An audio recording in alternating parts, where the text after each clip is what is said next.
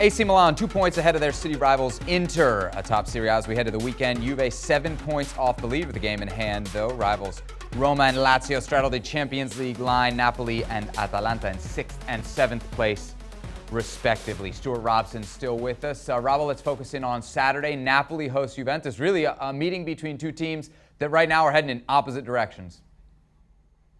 Yeah, I would say so, because Napoli struggled last week against Genoa. The manager's under a little bit of pressure. They didn't win their Coppa Italia semi-final against Atalanta.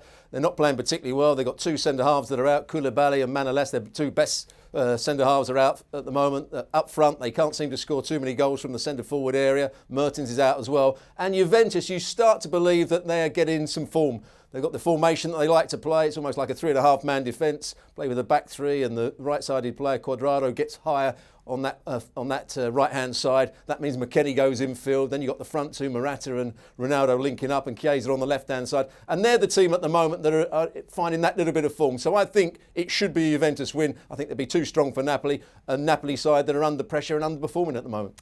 Since you mentioned the manager under pressure, what do you think, based on what you've seen in the last couple months from this Napoli side, would be a mistake to get rid of Gattuso? Well, I can't see that they've got a pattern of play at the moment, a style of play. For many years, you knew exactly how Napoli were going to play under different managers, and you always knew exactly what the style of play was. You could go and watch them and say, well, that's Napoli playing, if you didn't know the players, because the way they played in midfield, the way they got it into the wide areas, the diagonal runs from the right-hand side across the fullback, and the way the centre-forward would drop short. So you knew exactly what they were trying to do.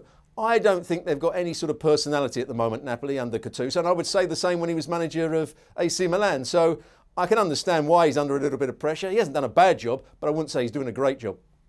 All right, on Sunday, Inter, who are in 2nd place, host Lazio, who are in 5th. No excuses now for Antonio Conte, right? Not only are they out of the Europe, but now also out of the Coppa Italia.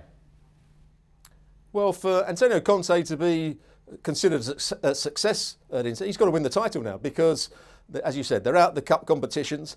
They should, with all the players that they've got, they should be doing much, much better, I think, than they are at the moment. There's still one or two problems. They still have their off days. They're still inconsistent. They still try and play out on the back. They're sloppy at times and don't get the ball into the front areas as much as he would want them to. The front two, I don't think, are linking up quite as well. They've scored goals. They're not linking up quite as well as they were maybe at the end of last season, the beginning of this season.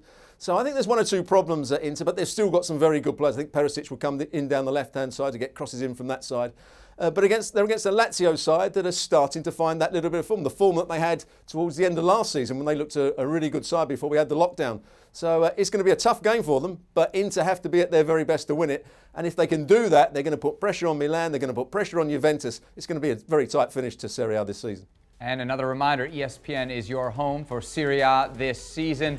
Here's a look at the weekend schedule. Your league leaders, AC Milan, are away to Spezia on Saturday. Action kicks off on Friday. All those games available for you on ESPN Plus, with the exception of Cagliari Atalanta. That's on ESPN2 Sunday morning.